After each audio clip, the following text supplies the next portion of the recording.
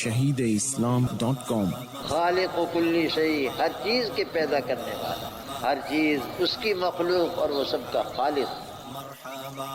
www.shahideislam.com صلی اللہ تعالی علیہ وعلى آلہ وأصحابہ وبارک وسلم تسلیما کثیرا کثیرا۔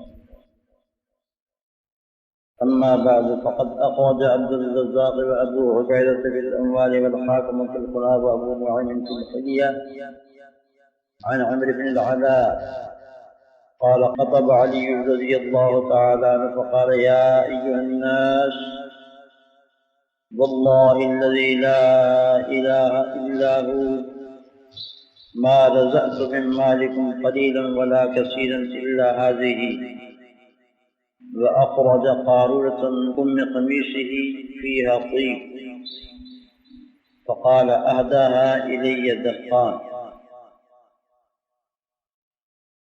وأخرج ابن مردويه عن عمير بن عبد الملك قال خطبنا علي بن أبي طالب رضي الله تعالى عنه على منبر الكوفة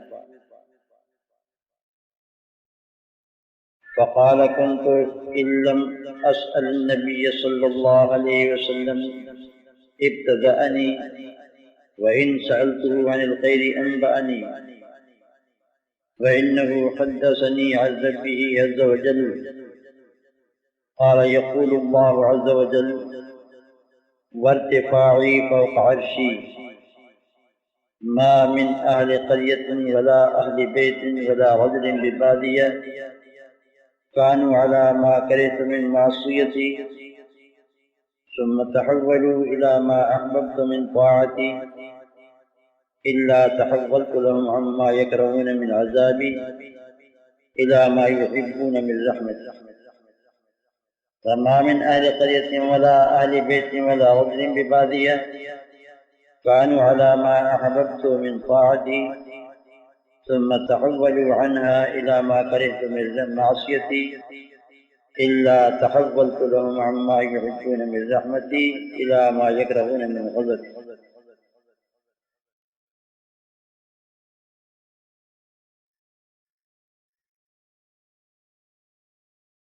عمرو بن علاء کہتے ہیں کہ حضرت علی رضی اللہ تعالی عنہ نے خطبہ دیا،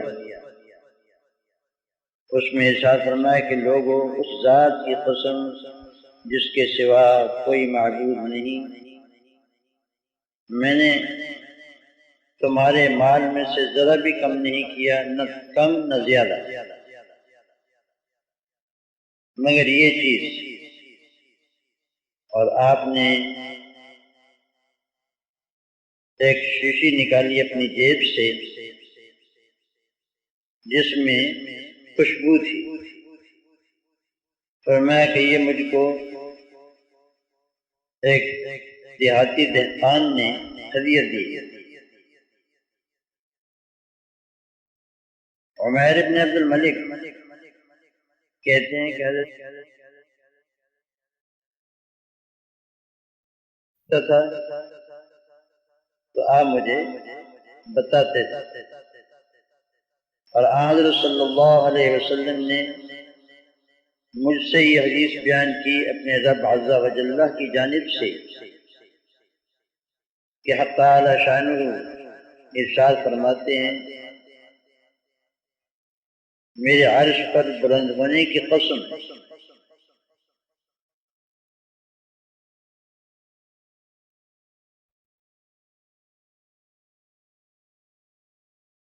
تنہا آدمی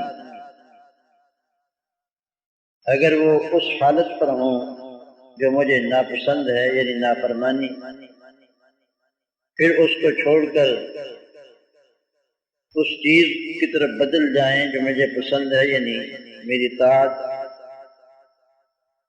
تو میں بھی ان کے لیے بدل دوں گا اس چیز کو جس کو وہ ناپسند کرتے ہیں یعنی میرا عذاب، اس چیز کی طرف جس کو وہ پسند کرتے ہیں یعنی میری رحمت۔ اور کسی بستی کے لوگ، کسی گھر کے لوگ یا بادیہ نشین کوئی آدمی اگر وہ ہوں اس چیز پر جو مجھے پسند ہے میری طاعت میں سے، پھر وہ اس کو چھوڑ کر اس چیز کی طرف لوٹ جائیں جو مجھے ناپسند ہے اپنی معصیت سے، تو میں بھی ان کے لیے بدل دیتا ہوں اس چیز کو جس کو وہ پسند کرتے ہیں میری رحمت سے، اس چیز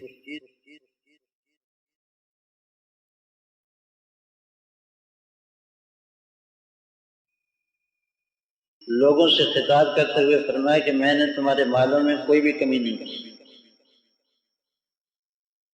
نہ کم نہ زیادہ۔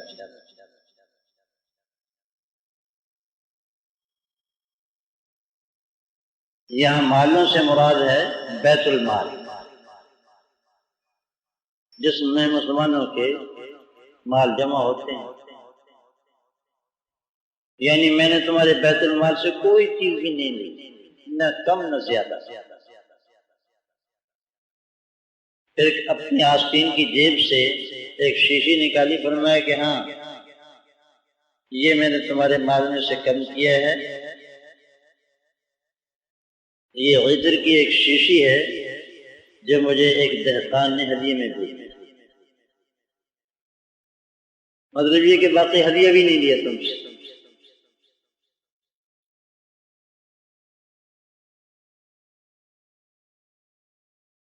خلافت راشدہ کا ایک بلند ترین معیار یہ بھی تھا کہ وہ مسلمانوں کے بیت المال کو اپنا نہیں سمجھتے۔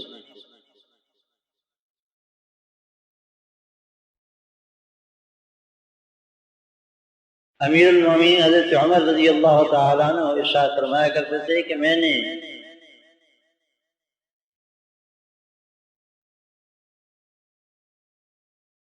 مسلمانوں کے مال کے حق میں اپنے آپ کو ایسا بنا لیا ہے جیسے کہ یتیم کے مال کا کوئی ولی ہوتا ہے۔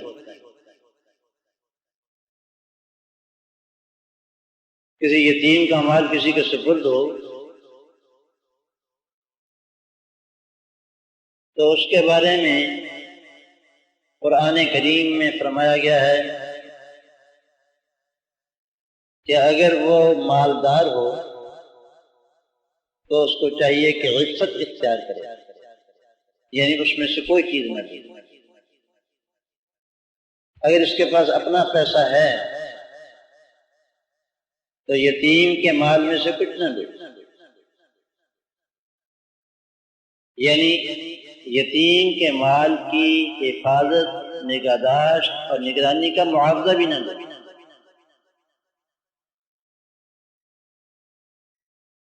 اور اگر وہ فقیر ہے تو معروف طریقے سے کھا سکتا ہے۔ علماء نے اس معروف طریقے سے کھانے کی شرح یہ کی ہے کہ یتیم کے مال کی تجارت کرے اور اس میں سے کچھ اپنا بھی حصہ رکھ لیا کرے نفع میں سے، حق الخدمت کے طور پر اپنا بھی کچھ رکھ لیا کرے، اور اس کے پاس کوئی ذریعہ معاش نہیں، یتیم کے پاس مال ہے تو اس میں تجارت کرے، اس کو بڑھائے، لیکن یتیم کے مال کو نہ چھیڑے، بلکہ اس سے جو نفع حاصل ہوتا ہے اس میں کچھ حصہ اپنا بھی رکھ لیا کرے۔ یہ ہے دستور کے مطابق۔ www.shaheedislam.com۔ تو امیر المومنین عمر رضی اللہ تعالیٰ عنہ فرماتے تھے کہ میں نے بیت المال کے معاملے میں اپنے آپ کو ولی مال یتیم جیسا بنا لیا ہے، یتیم کے متولی جیسا بنا لیا ہے کہ اگر میں غنی ہوں گا تو ایک حبہ بھی نہیں دوں گا، اور اگر فقیر ہوں گا تو معروف اور دستور کے مطابق دوں گا۔ میں اس سے پہلے بتا چکا ہوں کہ حضرت امیر المومنین خلیفۃ رسول اللہ صلی اللہ علیہ وسلم ابو بکر صدیق رضی اللہ تعالی عنہ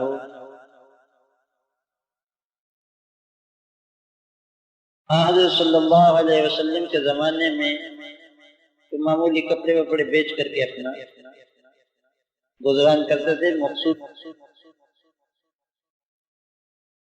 کے کام میں لگے رہتے تھے۔ کو موقع ملتا تھا تھوڑی بہت ہی تجارت کر لیتے تھے۔ حضرت صلی اللہ علیہ وسلم کے بعد جب ان کو خلیفہ بنا دیا گیا تو کندھے پر چادریں رکھ کے چل پڑے۔ حضرت عمر رضی اللہ تعالیٰ نے کہا کہ خلیفہ صاحب کہاں تشریف لے جا رہے ہیں جنہیں؟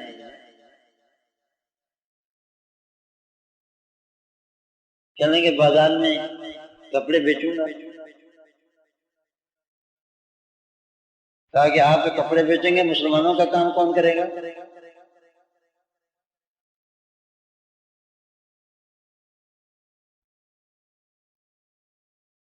فرمایا کہ اگر یہ نہیں کروں گا تو میرے بچے کیا کھائیں گے؟ وہاں تو روز کے روز کا قصہ ہوتا تھا۔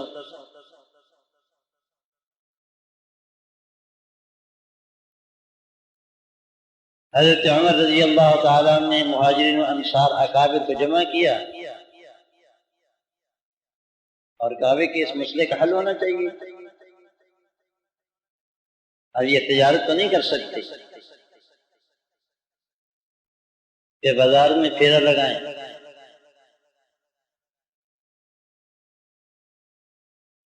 تو مسلمانوں کے اجتماعی کام کون کرے گا؟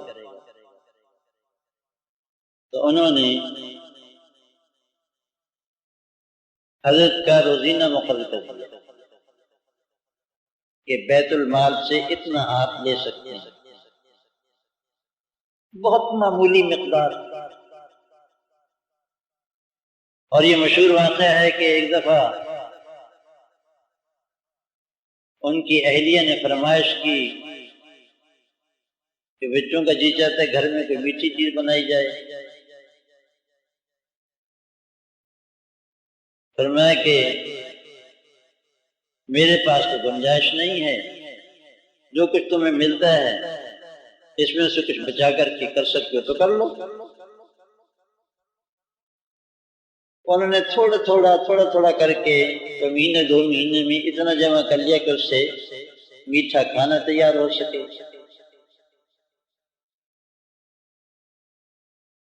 حضرت کے سامنے لایا گیا، فرمایا یہ کیا ہے؟ کہا کہ وہ آپ نے کہا تھا کہ تھوڑی بہت بچت کر کے تو میٹھا تیار کر لینا، تو میں بچت کرتی رہی کافی عرصہ تک اور آج میں نے یہ تیار کیا ہے۔ فرمایا اس سے معلوم ہوا کہ اتنی مقدار اگر کم ہو تو گھر کا خرچ ہمارا چل سکتا ہے۔ چنانچہ بیت المال کے متولی کو لکھ دیا کہ اتنا روزینہ میرا کم کر دیا جائے۔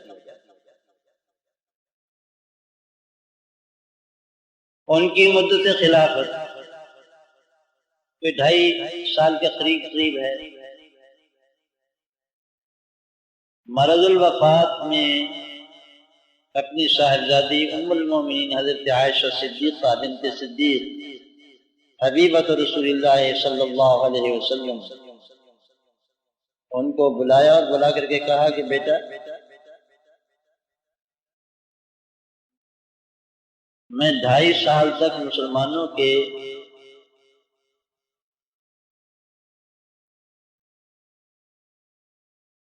میرے مرنے کے بعد اس کا پورا حساب نکلوا کر کے میری جائیداد جو کوئی ہے اس کو بیچ کر کے یہ ادا کر دیا گیا، یہ میرے ذمہ قرض ہے۔ چنانچہ ایک حبہ ادا کر۔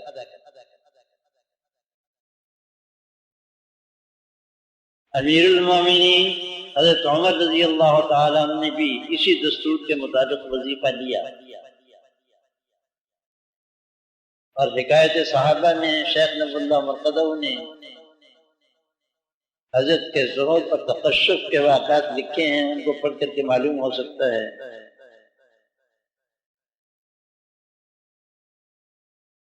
مثلا ایک واقعہ یہ لکھا ہے،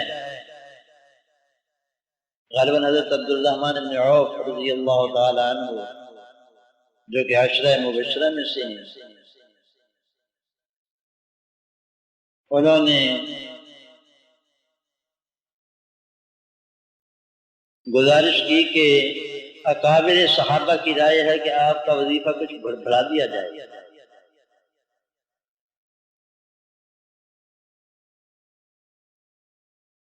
کہنے لگے کون ہے؟ کہنے لگے نام نہیں بتاؤں گا الا یہ کہ آپ کی رائے پہلے معلوم ہو جائے۔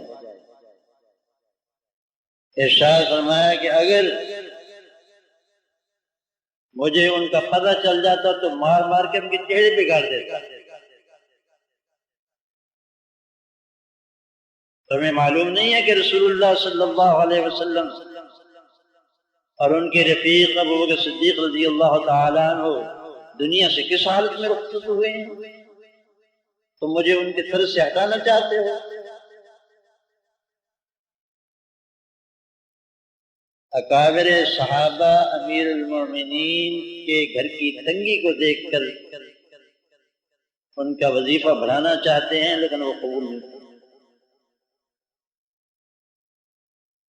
بلکہ اس پر سخت خفگی اور ناراضی کا اظہار فرماتے ہیں۔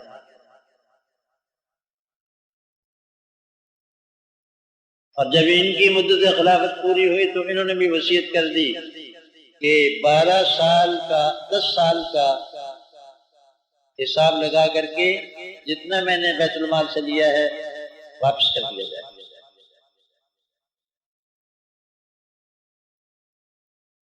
اس لیے میں نے اسی منبر پر ایک دفعہ کہا تھا کہ ابو بکر و عمر نے تمہارا کھایا کیا ہے، اگر کوئی پیسہ ہے تو مجھ سے لے جاؤ، حساب کر کے مجھے بتاؤ۔ آج تک زبانیں تان دراز کرتے ہو، امت کی خدمت تو کی ہے، بگاڑا کیا ہے وہ مجھے بتا دو۔ کسی اپنے عزیز کو عہدہ دیا ہو وہ بتاؤ، اور مسلمانوں کے مال میں کوئی بیجا تصرف کیا ہو وہ بتا دو۔ ایک الزام لگا دو اور مجھ سے وصول کر لے جاؤ، میں بننے کے لیے تیار ہوں۔ www.shaheedislam.com یہ 2 خلفائے راشدین کا دستور تھا۔ اتنی تنگی کے ساتھ وظیفہ لیا، اس وقت کوئی شکل نہیں تھی، کام نہیں کر سکتے تھے، لیکن جاتے ہوئے کہہ دیا کہ میری جائیداد بیچ کر کے اس کو پکڑ کر۔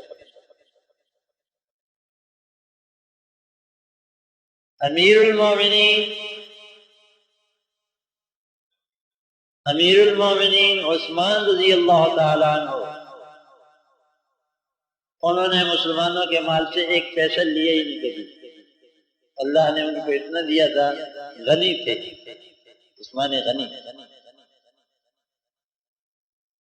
وہ ہزاروں کا خرچ اپنی جیب سے کرتے تھے، حتیٰ کہ مسجد نبوی کی پہلی تعمیر پختہ یہ انہوں نے اپنے خرچ سے کی تھی، چندہ نہیں لیا تھا۔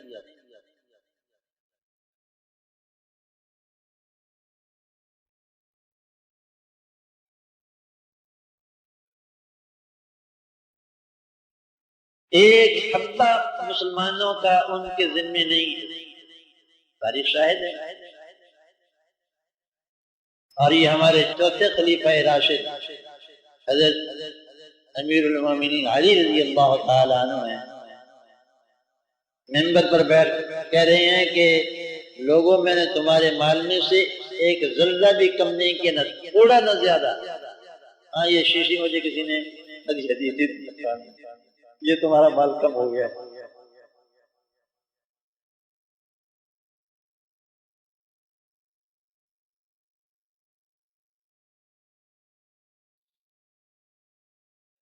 لیکن اور یہ کب تھا؟ یہ کس وقت کی بات ہے؟ ہاں حضرت صلی اللہ علیہ وسلم کے زمانے میں تو تنگی تھی، فاقہ تھا، خوف تھا، اور یہ رب العالمین کی جانب سے اپنے حبیب رحمت للعالمین صلی اللہ علیہ وسلم کے لیے تحائف دیے ہی نہیں. یہ نہیں کہ ملتا نہیں تھا. فرمایا ہے کہ میں یہ فرشتہ آیا ہے اللہ تعالیٰ کا پیغام لے کر،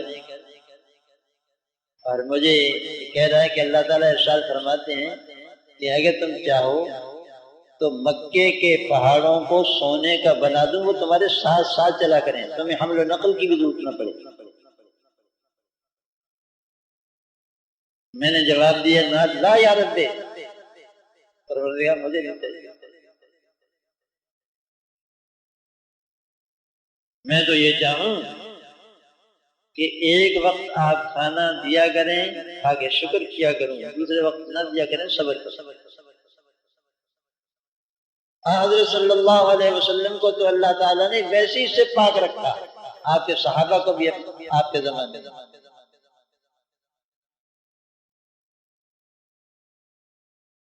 لیکن خلفائے راشدین کا زمانہ ایسا نہیں تھا. تمہیں یاد ہوگا کہ قیصر و قصرا کے خزانے مسجد نبوی میں لا کے ڈھیر کیے جاتے تھے.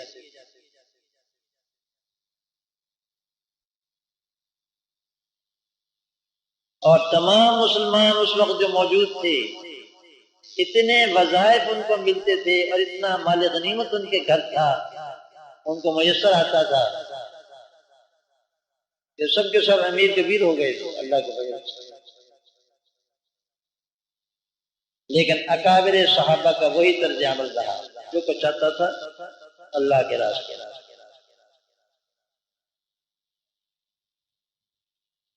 اور خود خلفائے راشدین کا دستور العمل یہ رہا. آج سب سے بڑی بات جو کہی جاتی ہے وہ یہ کہ معاشرے کے ساتھ چلنا پڑتا ہے.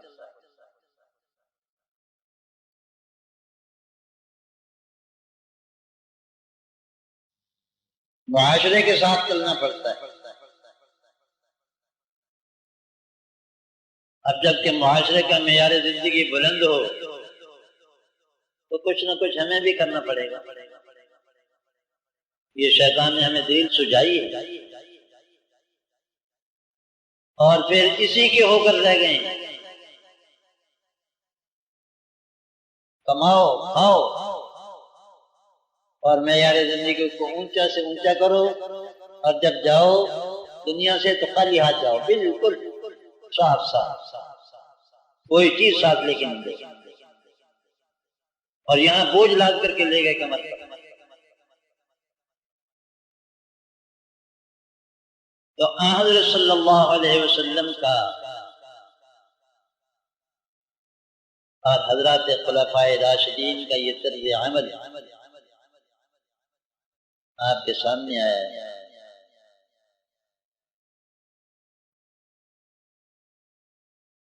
اس کے بعد شہنشاہیت آ گئی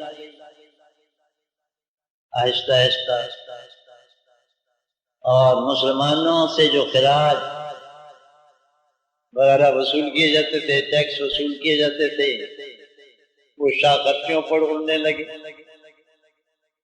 لیکن شاہیت کے زمانے میں بھی، شہنشاہیت کے زمانے میں بھی رعایا کو تنگ نہیں کیا جاتا. ان کی طاقت سے زیادہ ان کو بوجھ نہیں ڈالا جاتا تھا. بادشاہ عیاشیاں کرتے تھے، اس کے باوجود رعایا کی خوشحالی کی رعایت کرتے تھے. ان کے رفاہی کاموں کی طرف متوجہ رہتے تھے. آج جتنی چاہو شہنشاہیت کو گالیاں دے لو، لیکن تم ان بادشاہوں کا زمانہ تو ہمیں لوٹا کے دیکھا.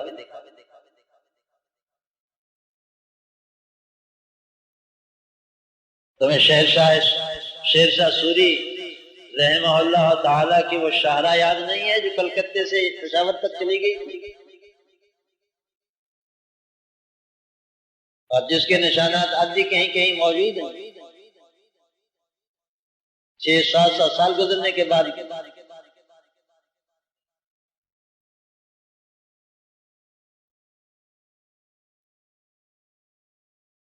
یہ بادشاہ اپنی رعایا کو اپنی اولاد سمجھتے تھے. ان کی آپس میں لڑائیاں بھی ہوتی تھیں، قتل و غارت بھی ہوتا تھا، میں مانتا ہوں،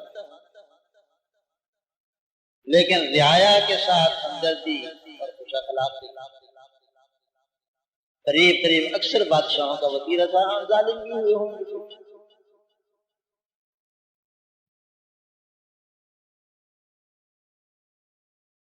حکومت جمہور کے لیے، جمہور کے ذریعے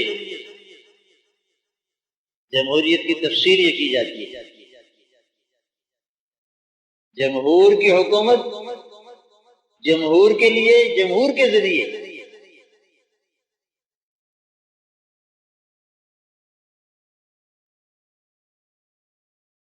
اس کا عالم بھی تمہارے سامنے ہے. بے نظیر صاحبہ کی طرف سے اشتہارات شائع ہوتے ہیں کہ نواز شریف کے زمانے میں فلاں چیز کی قیمت 33% بڑی تھی اور ہمارے زمانے میں 23% بڑی تھی. جتنی اس وقت بڑھ چکی تھی نا، اس کے اوپر اور بڑی.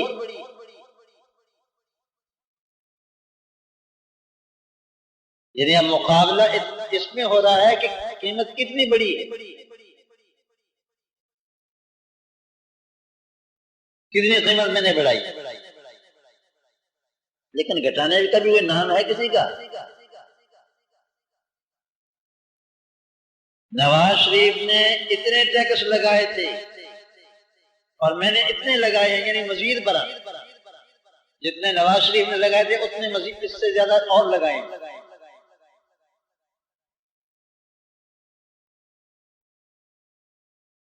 ہم لوگوں کو بھی شرم نہیں آتی، ان لوگوں کو بھی شرم نہیں آتی. اس کو انداز حکمرانی کہتے ہیں. یہ غریب کا ٹھیلا، ریڑھی اس کی، یہ ٹیکس سے مستثنا نہیں، اور نہ ہو تو بھتے والے لے جاتے ہیں.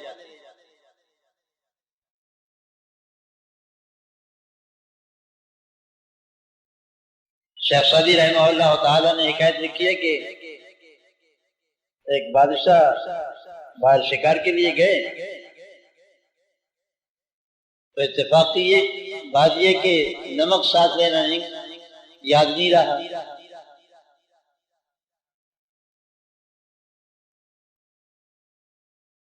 جنگلی میں رات ہوگی، وہیں رہائش ہوگی، بادشاہوں کے خیمے ہوتے ہیں، پرواہ کیا ہے، بادشاہ جہاں جاتے ہیں جنگل میں منگل بنا لیتے ہیں.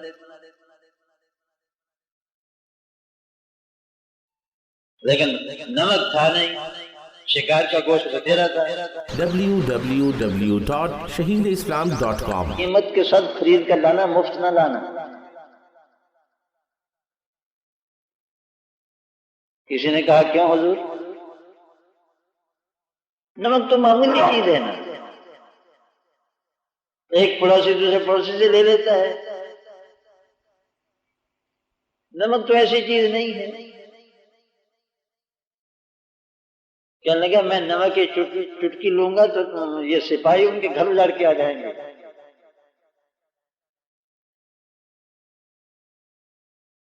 میں نمک کی چٹکی منگواؤں گا نا ان سے،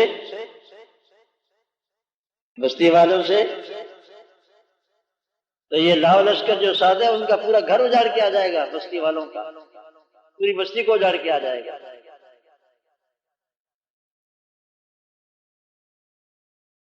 شیخ سعدی کہتے ہیں کہ حاکم اگر ایک انڈا کہیں سے منگوا لیتا ہے بغیر قیمت کے تو پھر لشکری پوری مرغیوں کو صاف کر دے.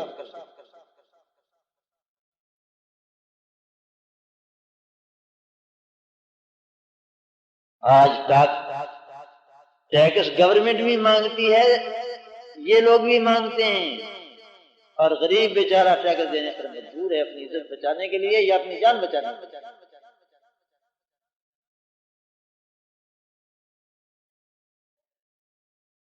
اور ابھی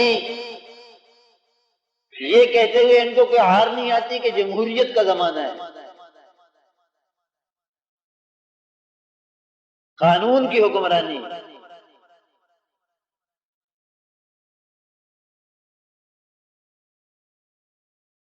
فَإِنَّا لِلَّهِ وَإِنَّا إِلَيْهِ راجعون۔ اب تم خود اندازہ کرو کہ انسانیت کتنی بیچاری دم توڑ رہی ہے۔ آج ہی کے اخبار میں آیا ہے کہ وزرائے اعلیٰ ہوائی جہاز اپنے اپنے منگوا رہے ہیں قوم کے خزانے سے۔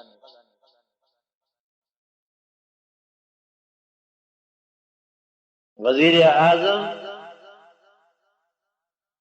کا جہاز الگ، وزیر اعلیٰ پنجاب کا الگ، اپنا مستقل۔ پہلے تو گاڑیاں منگواتے تھے، اب بعد جہاز۔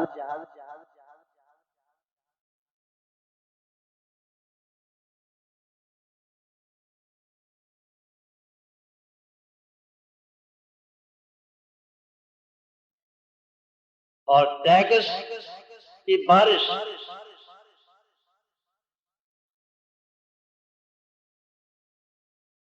ہمارے یہ حکمران اتنے مستعد ہیں یا اہل ہیں کہ ڈاکوؤں نے جو سرکاری افسر اغوا کر لیے تھے آج تک وہ نہیں چھڑا سکے۔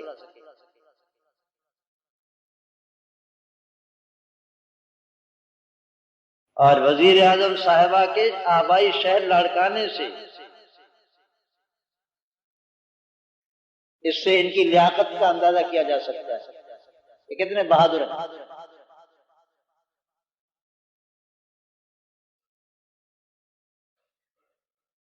جو حکومت اپنے سرکاری افسروں کو، اپنے عاملے کو ڈاکوؤں کے چنگل سے نہیں چھڑا سکتی، وہ پبلک کی عزت کی کیا حفاظت کر سکتی؟ اور اس کو حکومت کرنے کا حق کیا ہے؟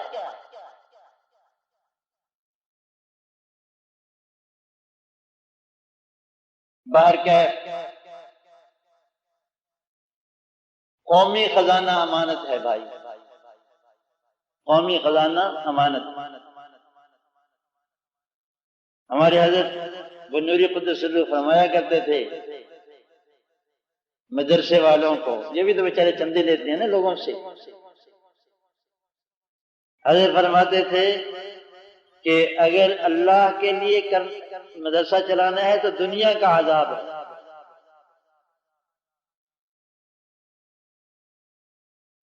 حضرت فرماتے اللہ کے لیے مدرسہ چلانا ہے تو دنیا کا عذاب ہے، فقر و فاقہ میں گزارا کرنا پڑے گا، مانگتے رہو، کبھی بھی پورا نہیں ہوتا۔ اور اگر دنیا کے لیے کرنا ہے تو آخرت کا عذاب ہے۔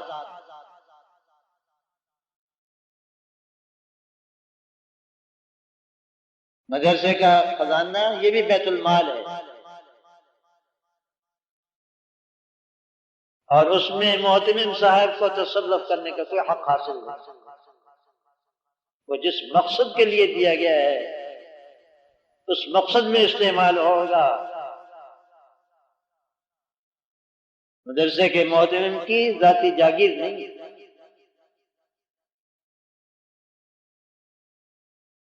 اسی طرح آپ تمام رفاہی اداروں کو سمجھ لیں، وہ تمام ادارے رفاہ عامہ کے ادارے کہلاتے ہیں، اور ان میں جو کچھ بھی جمع کیا جاتا ہے وہ پبلک کا پیسہ ہے۔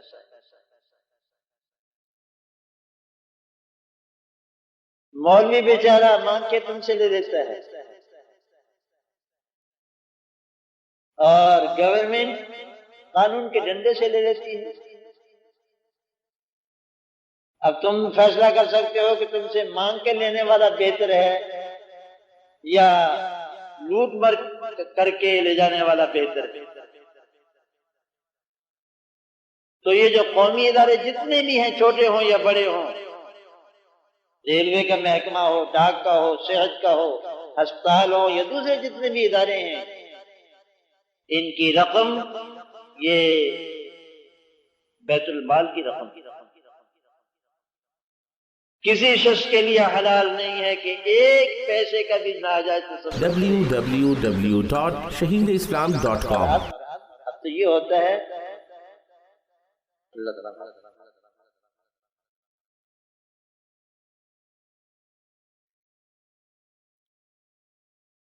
فوج کے لیے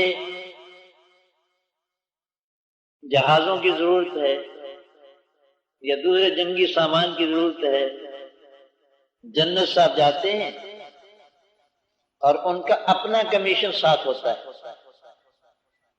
جنرل صاحب کا بھی۔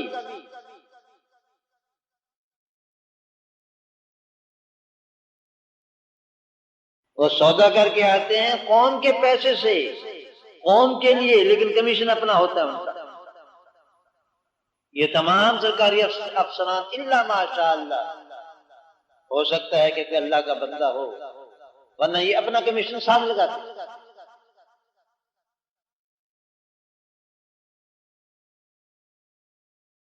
جب بددیانتی کا یہ حال ہو جائے اور بڑے سے لے کر چھوٹے سارے کے سارے بددیانتی پر اتر آئیں، تو پھر اس قوم پر رحمت کیسے نازل ہو؟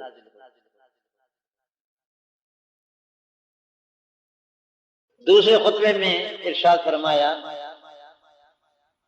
کہ میں حضرت صلی اللہ علیہ وسلم کی خدمت میں حاضر ہوتا تھا، اگر میں خاموش رہوں، کچھ نہ پوچھوں، تو حضرت صلی اللہ علیہ وسلم کوئی نہ کوئی بات از خود ارشاد فرما دیتے، کبھی محروم نہیں بھیجتے تھے، حکمت کی بات سے محروم نہیں بھیجتے تھے کبھی بھی۔ یہ نہیں ہوا کہ حضرت کی مجلس میں میں گیا ہوں اور کوئی بات لے کر نہ آیا۔ حافظ سیوطی نے الاتقان میں حضرت علی رضی اللہ تعالیٰ عنہ کا قول نقل کیا، سلونی ما شئتم فواللہ ما من آیت الا وانا اعلم این نزلت وفیما نزلت ابالنہار نزلت ام باللیل۔ مجھ سے پوچھ لو جو پوچھنا ہے، اللہ کی قسم قرآن کریم کی کوئی آیت ایسی نہیں جس کے بارے میں مجھے یہ معلوم نہ ہو کہ کس کے بارے میں نازل ہوئی تھی، کہاں نازل ہوئی تھی، رات کو نازل ہوئی تھی، دن کو نازل ہوئی تھی۔ اور ساتھ ہی یہ فقرہ نقل کیا ہے، آتانی ربی لسانا سؤولا وقلبا عقولا، میرے رب نے مجھے عطا فرمائی تھی زبان بہت سوال کرنے والی اور دل بہت سمجھنے والا۔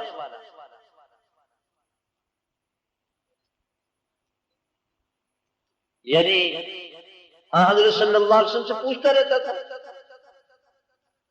اور جو دفعہ ایک بات پوچھ لی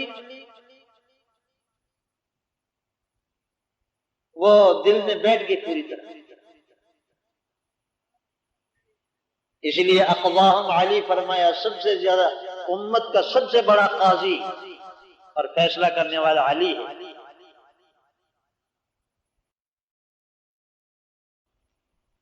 امیر المومنین عمر رضی اللہ تعالیٰ عنہ کو جب کوئی مشکل پیش آتی تو فرماتے، کوئی مشکل مسئلہ پیش آتا مشورے کے لحاظ سے انتظامی امور میں یا دینی مسئلے میں، تو فرماتے ادعوا لی ابا حسن، ابو الحسن کو بلاؤ، حسن کے ابا حضرت علی۔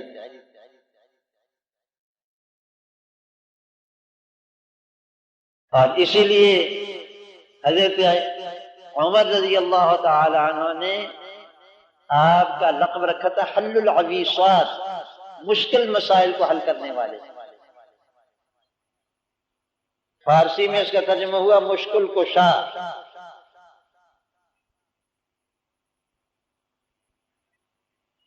اور اب لوگوں نے کہنا چاہیے کر دیا علی مشکل کشا دوسرے معنوں میں۔ مشکل کشا کا لقب حضرت عمر نے دیا تھا حضرت علی کو، اور یہ مطلب نہیں تھا کہ لوگوں کی مرادیں پوری کرتے تھے اور بچے دیتے تھے لوگوں کو، جس معنی میں تم مشکل کشا سمجھتے ہو۔ مشکل مسائل کو حل کرنے والے، پیچیدہ مسائل کو حل کرنے والے۔ یمن بھیجا تھا، آخری دنوں میں یمن بھیجا تھا ان کو، وہاں کا حاکم بنا کر اور قاضی بنا کر کہنے لگے یا رسول اللہ میں اناڑی آدمی ہوں، میں کس طرح فیصلہ کروں گا؟ نوجوان آدمی ہوں، لوگوں کے فیصلے کیسے کیا کروں گا؟ فرماتے ہیں کہ آن حضرت صلی اللہ علیہ وسلم نے سینے پر ہاتھ پھیرا، فرمایا جاؤ انشاءاللہ اللہ تعالیٰ سے القاء فرمائے۔ حضرت علی رضی اللہ تعالیٰ فرماتے ہیں اللہ کی قسم اس دن کے بعد کوئی مشکل مسئلہ میرے سامنے نہیں آیا کہ اللہ تعالیٰ نے اس کا جواب دل میں نہ ڈال دیا، القاء نہ کر دیا۔ اب یہ ایک بہت لمبا موضوع ہے، اس کی تفصیلات عرض کرتا ہے، چھوڑتا ہوں۔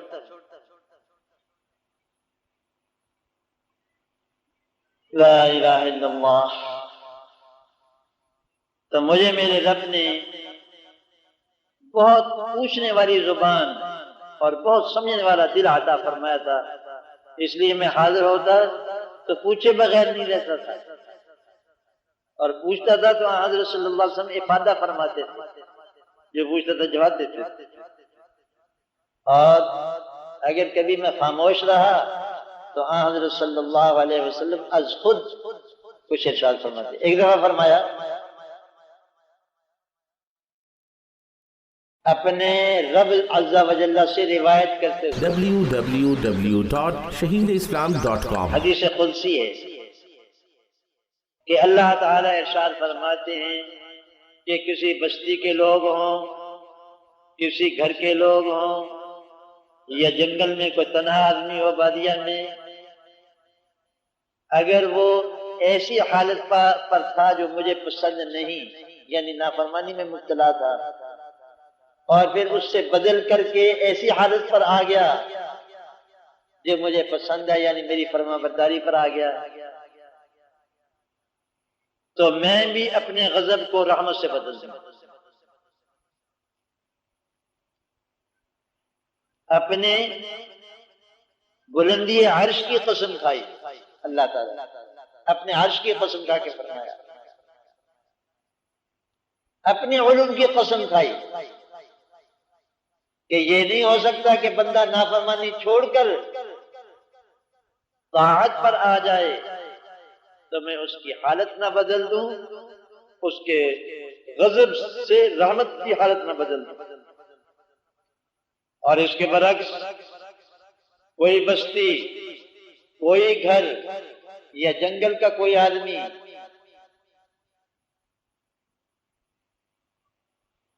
اگر ایسی حالت پر تھا جو مجھے پسند تھی، یعنی فرما برداری تھا پڑتا، پھر شیطان نے بہکا دیا، فرما برداری کو چھوڑ کر نافرمانی پر اتر آیا،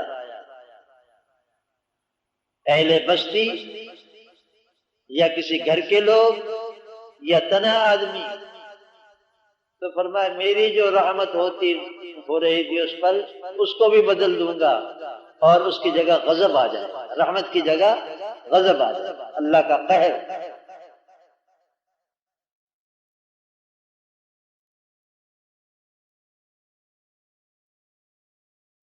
یہاں سے یہ بات معلوم ہو گئی، حضرت امیر المومنین کا خطبہ ہے، اور روایت کر رہے ہیں اللہ تعالیٰ سے، حدثنی رسول اللہ صلی اللہ علیہ وسلم عن ربہ عز و جل۔ رسول اللہ صلی اللہ علیہ وسلم بھی روایت کرنے والے ہیں، خود نہیں فرما رہے بلکہ اللہ تعالیٰ کا ارشاد نقل کر رہے ہیں۔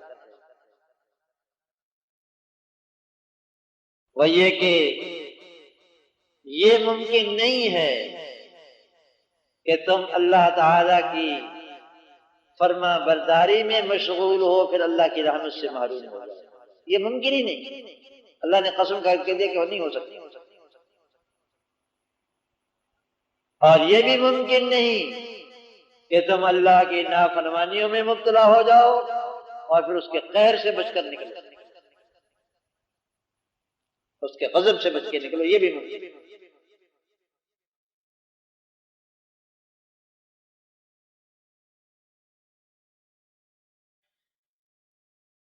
یہ تو قرآن کریم میں ارشاد فرمایا ان اللہ لا یغیر ما بقوم حتی یغیروا ما بانفسہم، اللہ تعالی ان نعمتوں کو تبدیل نہیں فرماتے جو کسی قوم پر ہوتی ہیں جب تک کہ وہ اپنی کیفیت کو نہ بدل دیں۔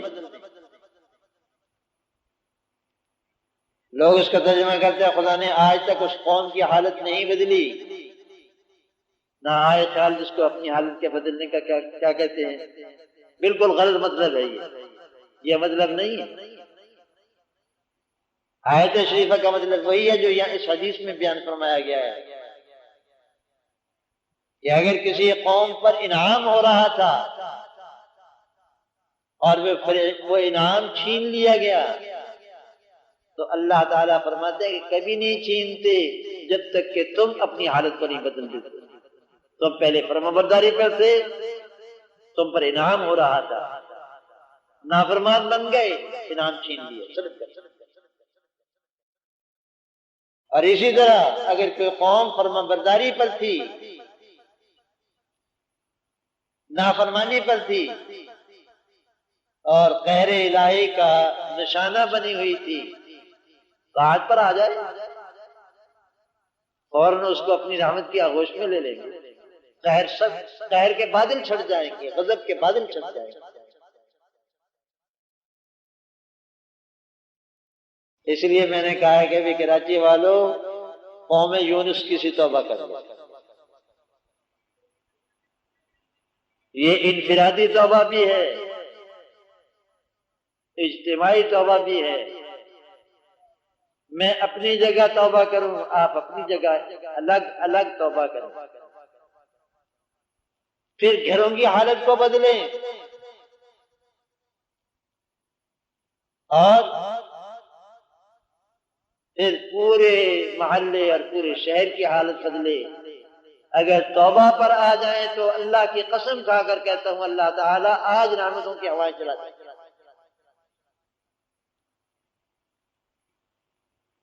تمہارے گھروں میں گانے کی آوازیں آئیں، نمازیں نہ پڑھی جائیں، قرآن کی تلاوت بند ہو جائے، گانے کی آواز شروع ہو جائے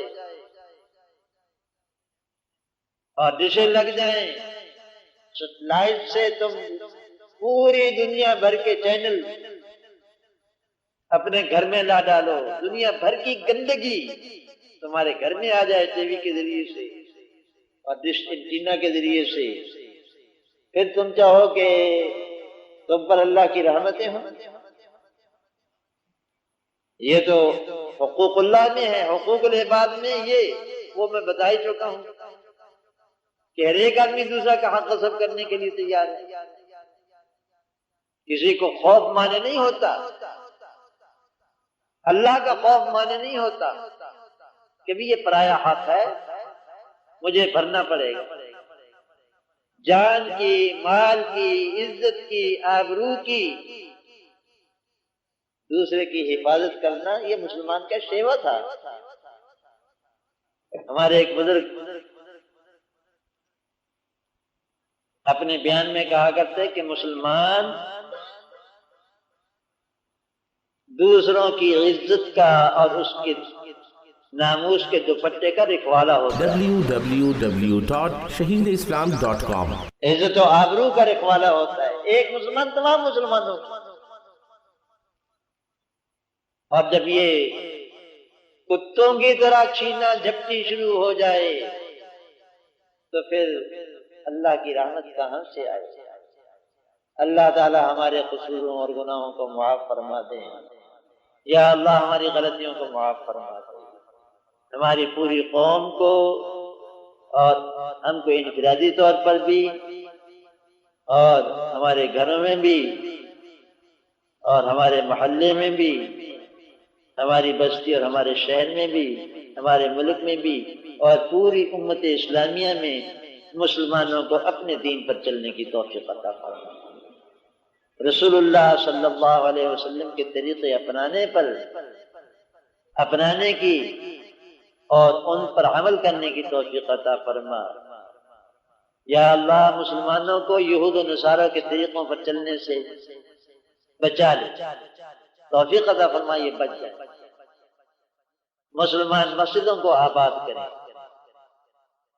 قرآن کریم کی تلاوت کریں، رسول اللہ صلی اللہ علیہ وسلم کے پاکیزہ ارشادات سنیں، اللہ والوں کی باتیں سنیں، ان کے دل میں ایمان آئے، نور آئے، ان کے قلب روشن ہو جائیں۔ اللہ تعالیٰ سب مسلمانوں کو ایسا کرے۔ یہ کفر کی غلاظتیں منع والوں کانوں کے راستے سے، آنکھوں کے راستے سے ہمارے دلوں میں انڈیلی جا رہی ہیں۔ واللہ العظیم آج تو مسلمان دین کو سمجھنے سے بھی معذور ہو گیا ہے، چلنا تو دوسری بات، دین کا مسئلہ سمجھنے سے بھی معذور ہے۔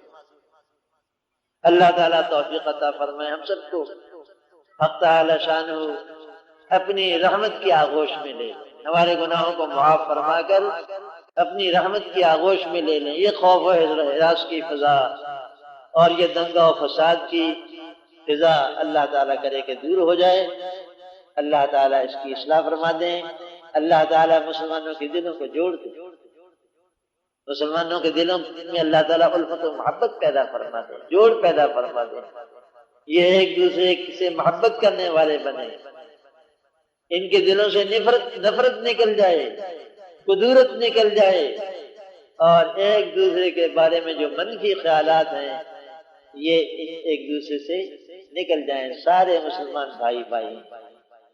یہ لسانی چکر ہیں یا قومیتوں کے چکر ہیں، یہ شناخت کے لیے اللہ نے رکھے تھے، لڑائی کے لیے نہیں رکھے تھے۔ یہ جو اختلافات اللہ نے رکھے تھے لڑائی کے لیے نہیں رکھے تھے، تمہاری شناخت کے لیے رکھے تھے، پہچان کے لیے رکھے تھے، صلہ رحمی کے لیے رکھے تھے، تاکہ تمہیں آسان رہے صلہ رحمی کرنا، کہ فلانا میری صلہ رحمی کا زیادہ مستحق کیونکہ وہ میرا عزیز و قریب ہے۔ یہ نہیں کہ دوسروں سے ظلم و زیادتی کرو، اور یہ نہیں کہ قومیتوں کے بت کے سامنے سجدہ کرنے لگو، یہ نہیں کہ جاہلیت کے نعرے لگانے لگو۔ وقت ہو گیا تو میں ایک چھوٹی سی بات سنا دیتا ہوں۔ ایک موقع پر لڑائی ہو گئی تھی، سفر میں کسی کنویں پر پانی لے رہے تھے، تو ایک غلام نے، انصاری کے غلام نے مہاجر کے غلام کو مار دیا، یا مہاجر کے غلام نے انصاری کے غلام کو مار دیا۔ اس نے کہہ دیا کہ یا للانصار، اور انہوں نے کہہ دیا یا للمہاجرین، مقامی اور لوکل کا نعرہ لگا دیا۔ غلاموں نے بے سمجھ تھے بیچارے،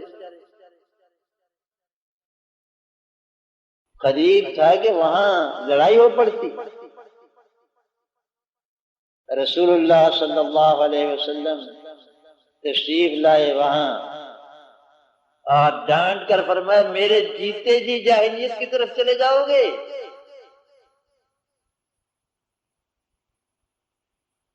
میرے جیتے جی جاہلیت کی طرف چلے جاؤ گے؟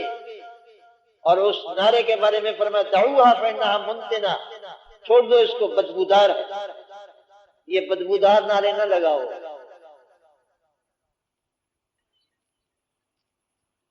بدبودار نعرے نہ لگاؤ، کوئی کسی پر ظلم نہ کرے، کوئی کسی کا حق نہ دبائے، سب کا احترام کرو، اسلامی اخوت اور اسلامی محبت پیدا کرو، اللہ کی رحمتیں تمہاری طرف متوجہ ہوں۔